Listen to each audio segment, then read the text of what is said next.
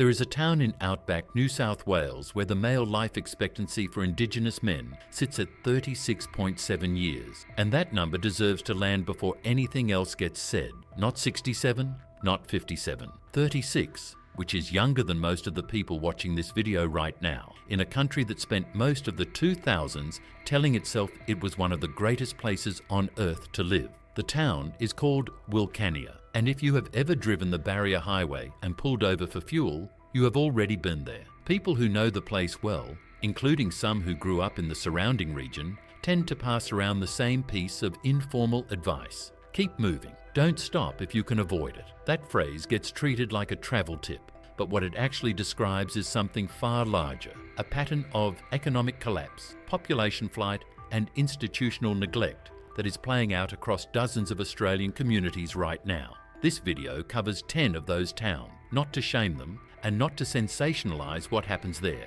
but because understanding what went wrong in these places is the only way to understand what could go wrong in places you know far better. Sitting at the junction of the Namoy and Barwon rivers, roughly 700 kilometres northwest of Sydney, Walgett looks on a map like a proper regional centre, with a post office, a pub and a hospital. The kind of town you would expect to stop in for coffee before continuing on. The crime data tells a different story. NSW Bureau of Crime Statistics and Research figures show Walgett recording roughly 1 reported crime per 2 residents per year, not per decade, per year, and in a town of around 2,000 people, that figure puts it among the highest crime communities in the country by any meaningful comparison. Picture this scenario. You own property in Walgett, bought years ago, maybe inherited, maybe affordable when you were starting out, and now you want to sell. What you find is that the housing market there does not function the way it does in Newcastle or Tamworth, and a property can sit listed for years without a single serious inquiry reaching you. Leaving is technically possible, but not without writing off everything you put into that asset, and that is the compounding cruelty of towns like this. The people who most need to relocate are often the ones who can least afford to absorb the financial hit of walking away. Walgett's economy hollowed out as agriculture mechanised, government services consolidated into larger centres, and infrastructure spending followed the population rather than shaping it. Wilcannia gets called a ghost town, but that is not quite right. People live there, services exist on paper, and the community has a functioning if strained social fabric. What surrounds it is data unlike anything that surfaces in mainstream conversation about Australia. That 36.7-year life expectancy figure for Indigenous males, documented in research connected to institutions including the Lowitja Institute, places Wilcannia below the average life expectancy of almost every country on earth. Infant mortality, domestic violence, alcohol-related illness, and chronically under-resourced healthcare are all visible in the public record, but none of those things are the cause of the crisis. Every one of them is a symptom, and the cause is a century of forced displacement, economic extraction, and the systematic dismantling of the structures that hold communities together. That warning locals pass around, the one about not stopping, was never really advice about physical safety. What it expresses is a national habit of treating certain communities as places to drive past rather than through. And that same calculation is being made right now about communities far closer to where most people watching this live. Tennant Creek holds a particular kind of geographic leverage over travellers on the Stuart Highway because there is no real substitute for it. You need fuel. The distances between alternatives are brutal, and so the town gets stopped in regardless of conditions on the ground. And those conditions have been serious for a long time. Northern Territory government data has recorded assault rates in Tennant Creek, placing it among the highest of any comparable Australian town by population, with domestic violence listed as the driver behind the majority of those incidents, reaching figures as high as 83% of recorded assaults in some reporting period. The local economy runs on mining and cattle, both of which are unstable in different ways. Mining follows commodity cycles and delivers fly-in, fly-out workforces with no long-term stake in the community, while cattle stations operate on thin margins and seasonal variation. Neither provides the kind of stable employment base that prevents community stress from compounding into something structural over time. What Tennant Creek effectively functions as is a pressure valve for a much wider region, a place where displacement and deprivation from surrounding communities concentrates without the infrastructure or funding to absorb it. And that dynamic is not unique to the Northern Territory. Katherine has roughly 10,000 residents, a hospital, a TAFE campus, and a functioning commercial strip, which by Northern Territory standards makes it a significant regional centre, the kind of place that should look like stability on paper.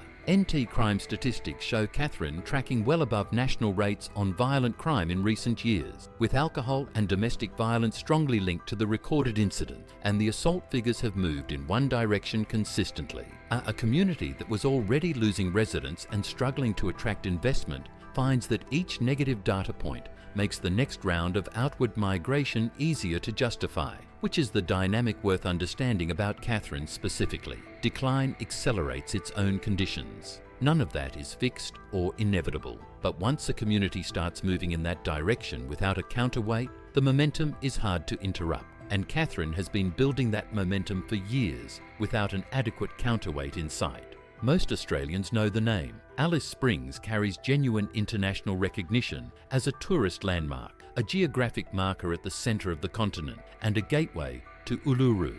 Pusbao Bitimnei Tawam. And for decades, that identity helped insulate the town from the same scrutiny applied to smaller and less famous communities. A BS Crime Data records property crime and assault rates in Alice Springs running roughly 10 times higher than Sydney on a per capita basis. And that figure held through multiple reporting periods, not as an anomaly. The surges in break-ins, vehicle theft, and street violence became serious enough that in early 2023, the federal government was actively discussing reinstating alcohol restriction following a partial rollback that multiple community leaders had publicly warned against before it happened.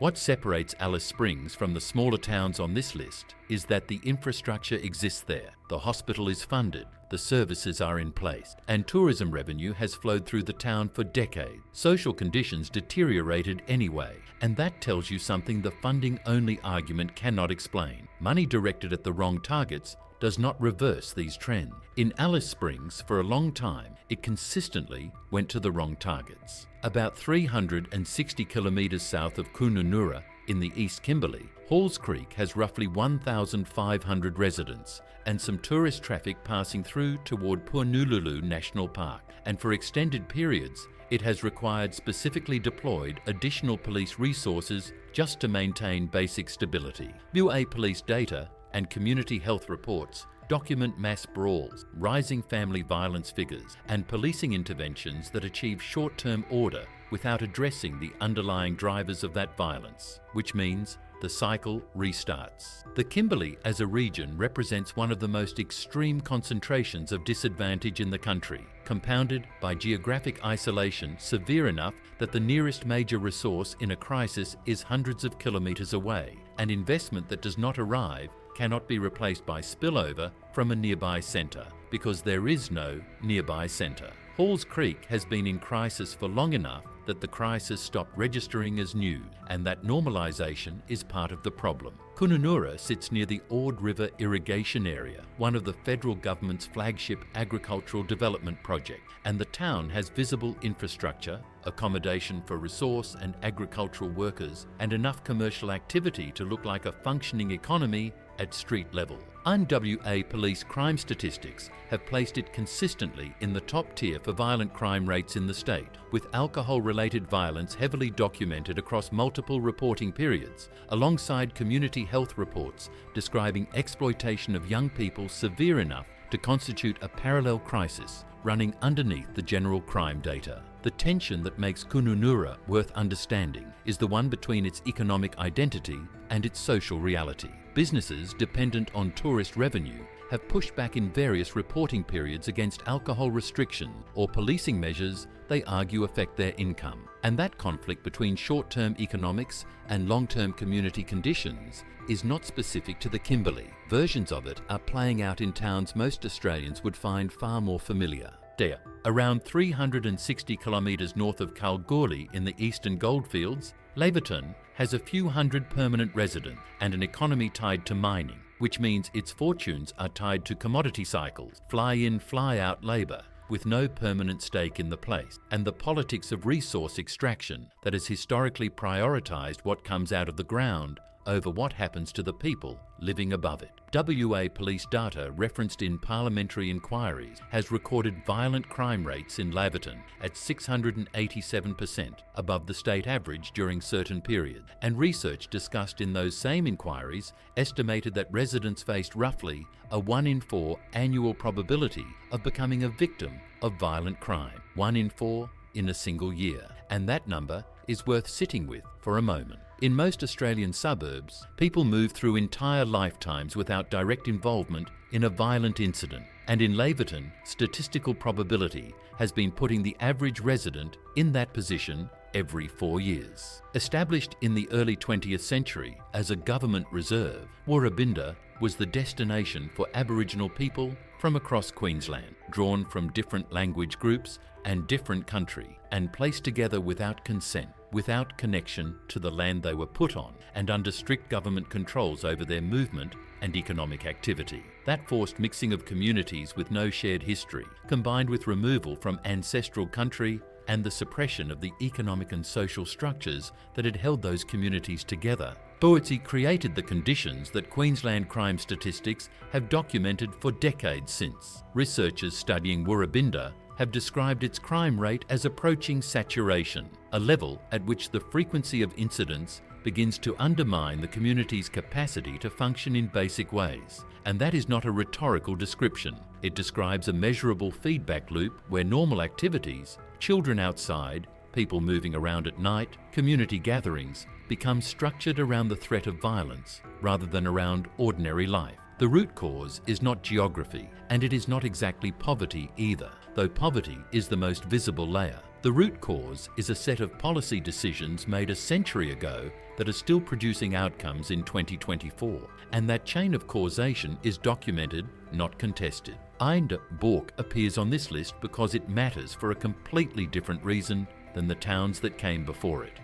With around 2,000 residents in far northwest New South Wales, Bourke spent years generating exactly the crime data you would expect from a regional town with concentrated disadvantage, assault rates above state averages, youth offending, property crime, and a trajectory that pointed in one direction. That trajectory changed when Bourke became the site of the Maranguka Justice Reinvestment Project in the mid-2000s, a program that redirected money normally consumed by incarceration and crisis response into earlier intervention, family support, school retention, employment pathways, and community governance structures that actually had local buy-in. Results documented by KPMG and published through Just Reinvest NSW recorded a 38% drop in youth reoffending, a 31% increase in Year 12 school retention rates, and a reduction in children being removed from families. And none of those outcomes were accidental. They are what happens when funding addresses causes